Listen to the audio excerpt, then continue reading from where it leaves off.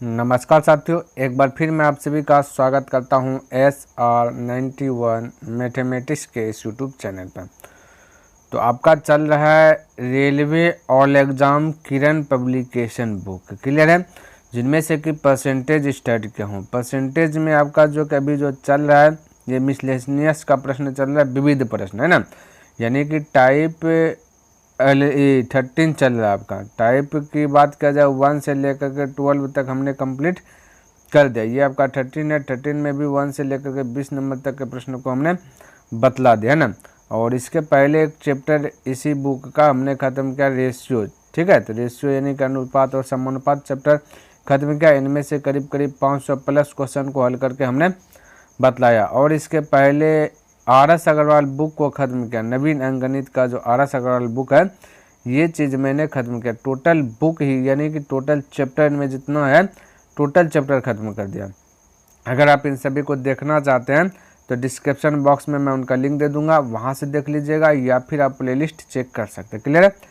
तो आइए 21 नंबर प्रश्न से देखते हैं क्या कहता है, समझने का प्रयास कीजिएगा। कहता है एक विद्यालय में 1500 विद्यार्थी हैं, जिसमें कहता है कि 15% मुस्लिम, 7% सिख, 8% ईसाई तथा शेष हिंदू विद्यार्थी हैं। तो विद्यालय में हिंदू विद्यार्थियों की संख्या कितनी है। अब देखिए स्क्रीन पर अगर इस टाइप का प्रश्न आ जाए तो आपको क्या करना है ना, डायरेक्ट हल करने का प्रयास करना, क्योंकि आपको पता है कि टोटल भाई विद्यार्थी 1500 हैं, स्कूल में विद्यार्थी 1500 हैं। तो हम लोग के अनुसार से विद्यार्थी प्रतिशत वाला प्रश्न हल करने तो 100 रहता है। कितना रहता है सर? तो 100 रहता है। रहता कि नहीं रहता है? बिल्कुल रहता है। तो हम कह सकते हैं ना कि टोटल का तुलना टोटल से जो पूछा उससे गुना। पूछा हिंदू विद्यार्थी है, शेष हिंदू विद्यार्थी पूछा, यानी कि 15% का मतलब 15, 7 और 8 को जोड़ दीजिए तो हो जाता है 30 विद्यार्थी, यानी कि 30 विद्यार्थी जो टोटल है। कुछ मुस्लिम है, कुछ सिख है, कुछ ईसाई है। तो 100 में से 30 विद्यार्थी तो मुस्लिम, सिख, ईसाई है। तो बचा जो वो हिंदू है, तो शेष बोला हिंदू, तो 70 क्या होगा हिंदू। तो 70 से क्या करना पड़ेगा, मल्टीपल कर देना है। बोले कोई दिक्कत है आता है किसी को डाउट, कन्फ्यूज, कोई डाउट नहीं होना चाहिए, कोई कन्फ्यूज भी नहीं होना चाहिए। 1 0 2 0 हो गया, 15 7 105, 105 पर 1 0 यानी कि 1050। तो right answer option number 3 correct हो जाएगा। बोले किसी को दिक्कत, कोई दिक्कत नहीं होना चाहिए। तो फटाक से इस प्रकार से बनाने का प्रयास कीजिएगा, ठीक है। देखिए 22 नंबर का था, ताज़े अंगूर में जो ताज़ा अंगूर है 20% पानी है और सूखे अंगूर में 10% पानी रहता है। यदि सूखे अंगूर का वजन कहता 250 किलोग्राम है, जब कहता जब यह ताज़ा था तो उसका कुल वजन कितना था। ताज़ा अंगूर में कुल वजन कितना था, क्लियर है। जो पूछताछ से गुना करते हैं, ये बात आपको पता होना चाहिए, है ना। तो अगर यहाँ पे टोटल अंगूर की बात किया जाए, टोटल वजन प्रतिशत में अगर बात किया जाए तो 100 किलो मान के चलते आगे बढ़ते हैं ना। जिनमें से कि कहता है कि 80% पानी है, वाटर है 80%, ठीक है। तो वाटर नहीं है, यानी कि मैं कह सकता हूँ प्रकार से सूखा है पूर्ण रूप से। तो मैं कह सकता हूँ कि भाई 80% मतलब 80 20 है, ठीक है। ये पूरा सूखा है, सूखा क्या है सर? तो सूखा है ना। टोटल है ताज़ा 100 किलो, जिनमें से 20% पानी, यानी कि 20 पानी है, 20% 80% पानी, यानी 80 पानी है, 80% का मतलब 80। तो सूखा करता होगा, मैं बोलूँगा 20% का मतलब 20, क्लियर। जिनमें यहाँ पे कहता है कि सूखे अंगूर में 20% पानी है, 10% पानी, जो सूखा अंगूर है उनमें से 10% पानी है। और यहाँ पे आपसे कहा जाएगा यदि सूखे अंगूर का वजन 250 किलोग्राम। अब ये 250 ग्राम सूखा जो कि अंगूर का वजन है, जिनमें से कि 10% पानी भी है, क्योंकि ये बोल दिया कि सूखे अंगूर में 10% पानी है। टोटल 250 किलोग्राम वजन है सूखे अंगूर का, जिनमें से 10% पानी है। हम बोले प्योर रूप से सूखा कहते हैं जिनमें से पानी नहीं है। तो मैं कह सकता हूँ कि भाई 250 का ये टोटल 250 है। 250 में से अगर मैं 250 का 10% हटा लूँ तो पता चल जाएगा, 10% डिलीट कर 100, तो पता चल जाएगा कि प्योर रूप से सूखा अंगूर कितना है ना। 0 0 गया, 0 0 गया, यानी 25। तो 250 में से 25 गया तो बचा 225। 225 पूर्ण रूप से सूखा है, क्लियर। 225 कितना सूखा है, यहाँ पे देखिएगा ताज़े अंगूर में सूखा कितना है 20। तो सूखा का तुलना सूखा से कुल पूछा था 100 से मल्टीपल, क्योंकि पूछ दिया उसका कुल वजन कितना था, तो 100 कुल वजन, तो कुल से मल्टीपल कर दे। 20 चौके 20 पंचे 100, 5 से गुना कर दे 50, 25, 5 दूना 10, 10 दो 12 कर 2, 5 ना 10 1 11, तो हो गया आपका 1125 किलोग्राम। तो यानी कि ऑप्शन नंबर 3 करेक्ट हो जाएगा। तो इस प्रकार से बना लेना है, ठीक है। तो यहाँ पे जो दिया गया था तो वही चीज़ हमने कर लिया है ना। चलिए अगला प्रश्न देखिए, कहता है कि एक औरत के पास एक निश्चित संख्या में आम है ना, जिनमें से कहता 13% खराब है, तो वह बचे हुए आमों में से 75% दान कर देती है, और उसके बाद भी कहता है कि 261 जो कि आम बच जाते हैं, तो उस औरत के पास कुल कितने आम थे। औरत के पास कुल कितने आम थे ये बोला। देखिए वहाँ 13 दिए, कहता है कि एक औरत के पास एक निश्चित संख्या में आम है, जिनमें से 13% खराब है। अच्छे आमों में से खराब है 13%, तो अच्छा आम कितना है, बोल सकते हैं ना। अच्छा आम में से 13% मिला, 13 खराब है, तो मैं बोल सकता तो टोटल आम है 100, जिनमें से 13% खराब है, तो 87 क्या होगा, अच्छा होगा, क्या होगा, अच्छा होगा, है ना। अब कहता कि खड़ा है ना, तो वह बचे हुए आमों में से 75% दान कर देती है। जो बच गया तो अच्छा बचा 87, 13 खराब हुआ ना, उसका 75% दान कर दिया। 75% दान कर दिया, 100% में 75% हटा दीजिएगा साथों, तो बचेगा 25%, बचेगा कि ना बचेगा। तो हम कह सकते हैं कि बचा जो है यहाँ पे, बचा की बात किया जाए तो 87 का 25%, 87 का 25% अगर हम निकालें तो 25% का मतलब तो 1/4, यानी कि यहाँ पे बचा है 87/4। क्लियर है, तो गुना की जगह होगा 87/4 बचा है, क्योंकि 75% 100 में से 75% दाने कर दिया, तो 25% बचा है। और यहाँ का था, और इसके बाद जो है ना, इसके पास जो बचा है कि 261 आम, हम लोग के अनुसार से कितना बचा, 87/4 बचा, है ना। तो क्योंकि दान करने के बाद देखेंगे कितना बचा, तो अच्छा हम 87 है, 87 में से 75% दान कर दिया, तो हम कहते हैं 75% दान कर दिया, तो उसका अब तो गिनती नहीं है करना, जो बचा वो चीज़ लाना है, क्योंकि हमका निश्चित राशि दिया गया बचा का। तो हम कह सकते हैं कि बचा है 87 का 25%, 25% का मतलब होता है 1/4, है ना। तो डिलीट करके इस प्रकार से आप जो कि हल कर सकते हैं, प्रतिशत डिलीट करके तो 1/4 है। तो हम बोल सकते हैं बचा 87/4, तो मैं कह सकता हूँ कि बचा का तुलना बचा से 87/4, है ना। बचा का तुलना बचा से निकालने के औरत के पास कुल कितने आम थे, तो टोटल आम 100 से क्या कर देना, मल्टीपल, है ना। अब 87 से कटाइएगा तो यहाँ पे देखिए ये कटेगा, फोल तो आपका ऊपर में जा करके मल्टीपल होगा। तो देखिए अगर मैं कटाऊँ 3 से, तो 3 दूना, है ना, 3 दूना 6, बचेगा आपका 2 यानी कि 27, 3 नमा 27, इधर 3 से कटाइएगा, 3 8 24, बचा 2 यानी 21, 2 यानी 21, 3 7 21, ये 29 तिया हो जाएगा 87, और 4 गुना 3 की जगह 12, 12 पर 2 0, यानी कि आपका 12 16 आंसर ऑप्शन नंबर 3 करेक्ट हो जाएगा। तो इस प्रकार से जो है आप अटैक कर सकते हैं। क्लियर है। चलिए देखिए यहाँ पे 24 नंबर का, तो एक व्यक्ति जो कि 150 रुपये प्रति 100 किलोग्राम की दर से कुछ चावल की मात्रा खरीदता है, जिनमें से 10% चावल खराब हो जाता है। अपने व्यय का 20% अधिक पाने के लिए उस व्यक्ति को शेष चावल किस मूल्य पर बेचना चाहिए, किस मूल्य पर बेचना चाहिए, हमें सीपी पूछा गया, एसपी यानी कि विक्रय मूल्य। तो सातों परसेंटेज वाला प्रश्न जब बनाते हैं तो 100 रुपया मान करके चलते हैं कि क्रय मूल्य 100 रुपया, है ना। क्योंकि यहाँ पे ध्यान दीजिएगा, वो 150 रुपये में जो है ना 100 किलो चावल खरीद रहे हैं, जिनमें से 10% खराब है, यानी 10 किलो चावल खराब है, तो 90 किलो चावल बच है। और हमें ये बच रहा है से मतलब नहीं है, यहाँ ध्यान से देखिए हमें किससे मतलब, यानी कि सीपी है 100 और है ना 100 रुपये हम खरीदा, और यहाँ बोला अपने व्यय का 20% अधिक पाना है, तो उसे किस मूल्य पर बेचना है। तो जब वो सेल करेगा तो 100 रुपया में अब नहीं बेचेंगे, ठीक है, वो बेचेगा कहते 20% यानी 20 रुपया ज़्यादा में, अब 120 रुपया में वही चावल को बेचेगा। ये आपका रुपया है, ठीक है, ध्यान में रखना। तो 100 रुपया में चावल खरीदा, 100 रुपया 120 रुपये में बेचेगा, तब नहीं तो 20 रुपया अधिक पाया, ठीक है, 20% अधिक पाने के लिए 20% मतलब 20% अधिक मतलब 20 रुपया अधिक, ठीक है। तो यहाँ पे कहता है कि टोटल क्रय मूल्य है 150 रुपये में, खरीदा 100 किलो चावल, यहाँ पे देखिए कितना है 100 रुपया, ठीक है। तो 150 का तुलना 100 से करेंगे, ठीक है, यानी कि सीपी का तुलना सीपी से करेंगे। ये जो आपका दिया गया सीपीए न दिया गया है, सीपी दिया गया क्योंकि 150 रुपये में 100 किलोग्राम की दर से कुछ चावल की मात्रा खरीदना मतलब कि क्रय मूल्य।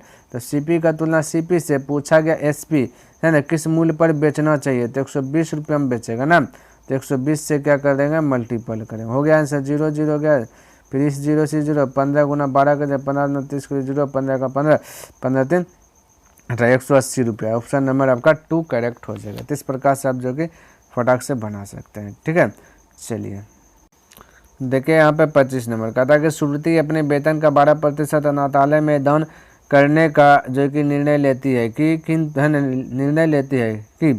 कहता है कि किंतु दान देने वाले दिन वह अपना निर्णय बदल कर, जिस दिन दान दिया बदल कर 3150 रुपये दान करती है जो कहता उसके द्वारा पूर्व में निश्चित की गई राशि का 75% है। तो श्रुति के वेतन की गणना कीजिए। श्रुति की वेतन की गणना करने के लिए कह रहा है, तो बिल्कुल आपको चिंता करना नहीं है, ठीक है।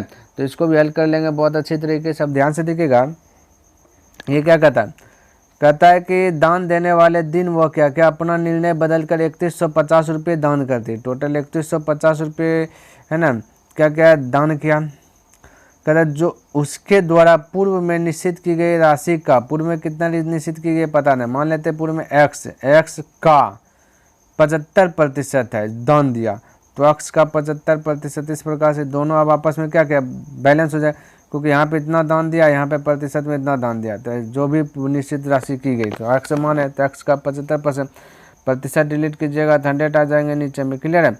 अब 25 या 75, 25 चौके बोल सकते, 3 से उड़ाइएगा, 3 का 3, 2 डिजिट एक साथ, 3 5 15 0 0, ठीक है।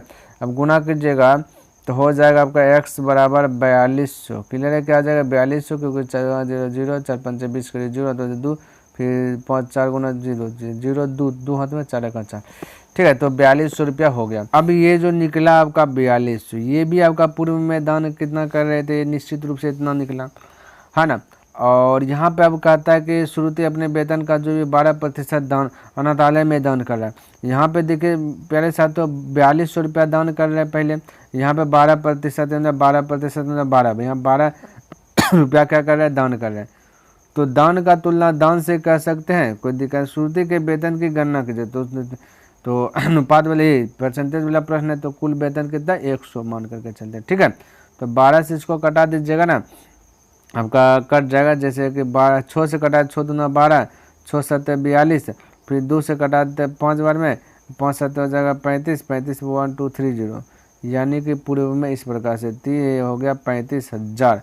ऑप्शन नंबर आपका 4 करेक्ट हो जाएगा। तो श्रुति के वेतन की गणना कीजिए, श्रुति का वेतन कितना है 35,000, इस प्रकार से आपका राइट आंसर निकल गया, क्लियर है। देखिए 26 नंबर कहता अशोक ने जो है कि 27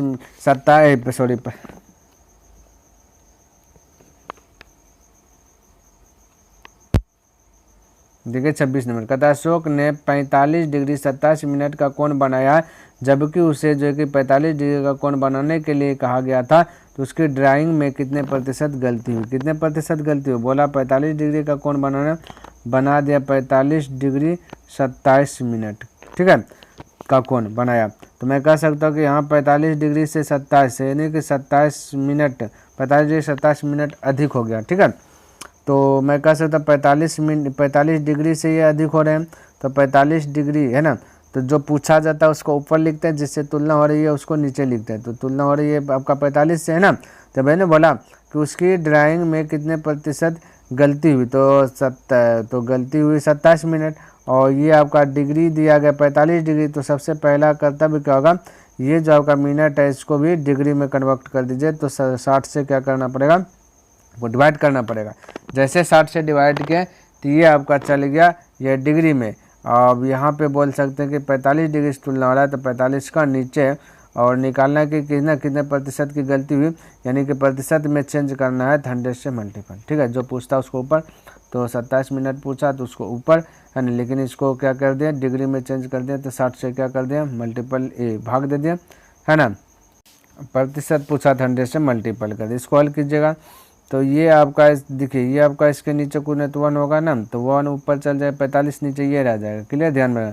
तो अगर मैं कटाऊँ 9 तिया 27, ये 45 नीचे है, मैं 9 पचे 45 और ये भी 60 और ये 0 से ये 0 कटा दीजिए, ये 5 से कट जाएगा 2 बार में, ठीक है, और 3 से कट जाएगा 2 बार में, है ना, और 2 से 2 भी कट जाएगा, यानी कि 1.0% बोल सकते हैं, जो कि ऑप्शन नंबर आपका 2 करेक्ट हो जाएगा, 26 का 2। क्लियर है, सब कट छट गया, है ना। चलिए 27 नंबर प्रश्न देखिए और इसको समझने का प्रयास कीजिए। कहता एक बल्ब उत्पादक कंपनी ने कुल उत्पादक का 13% उत्पादक दोषपूर्ण पाया गया, यानी कि दोषपूर्ण गलत पाया गया। यदि गैर दोषपूर्ण उत्पादों की कुल संख्या कहता है इतनी हो तो दोषपूर्ण उत्पादों की संख्या, अब ध्यान से देखिए, गैर दिया गया 4,959 हम लोग के अनुसार से कहता है 13% दोषपूर्ण है, तो गैर दोषपूर्ण कहता होगा 87, है ना, क्योंकि 13 87 जोड़ेगा 100 पूरेगा, तो गैर दोषपूर्ण का तुलना गैर दोषपूर्ण से, है ना, पूछा गया दोषपूर्ण, तो 13 से क्या कर दीजिए मल्टीपल, क्योंकि 13% यानी 13 दोषपूर्ण है। ठीक है, अब इसको कटा दीजिएगा, 13 से मल्टीपल, 87 से इसमें डिवाइड कर दीजिएगा, बाकी बात 13 से क्या कर दीजिएगा मल्टीपल कर दीजिएगा, तो आपका जो है कि आंसर आ जाएगा, है ना। तो 741 जो है कि आपका आंसर आ जाएगा, आप कटा लीजिएगा, है ना। ऑप्शन नंबर 3 करेक्ट हो जाएंगे। अगला कहते एक समूह में 10 लड़के और 10 लड़कियां हैं, तो इस समूह में कुछ लड़कों को जोड़ने के बाद जो कि लड़कियों का प्रतिशत 10% हो जाता है, तो कितने लड़के जोड़े गए, यानी कि बॉय है और गर्ल है, ठीक है, 10 लड़के हैं 10 लड़कियां हैं, है ना। कहते इस समूह में कुछ लड़कों को जोड़ा गया, भाई बॉय को जोड़ा गया है, तो है ना, जोड़ने के बाद कहता लड़कियों का प्रतिशत 10, कहता लड़कियों का प्रतिशत 10, यानी ये लड़की 10% हो जाता है, तो कितने लड़के जो कि जोड़े गए थे, कितना लड़के जोड़े गए थे। अब ध्यान से देखिए, मैं कह सकता हूँ यहाँ पे 10% लड़के हैं, गर्ल है, तो 90 क्या होंगे, मैं बोल सकता हूँ ना कि लड़के होंगे, जाहिर सी बात है। तो जोड़ा क्या गया भाई, कुछ लड़कों को जोड़ा गया, तो जाहिर सी बात है लड़का जोड़ा गया तो लड़की में परिवर्तन होगा नहीं। और यहाँ भी देखिए, पहले जो लड़की है उतना लड़की अभी भी है, यानी कि लड़की में परिवर्तन भी आपका नहीं किया। अगर क्या रहता तो इसको बैलेंस करना होता है, ठीक है। तो हम कह सकते कि 10 लड़की है तो लड़की को तो जोड़ा गया नहीं, तो लड़की सेम होना चाहिए, लड़का जोड़ा गया तो लड़का बढ़ना चाहिए। तो यहाँ पे देखिए, तो 10 से हो गया 90, तो कितना बढ़ा 80 बढ़ा, तो कितना बढ़ा 80। तो यही पूछा कितने लड़के जोड़े गए थे, 80 लड़का जोड़ेंगे तभी तो 90 होगा लड़का ना, ठीक है।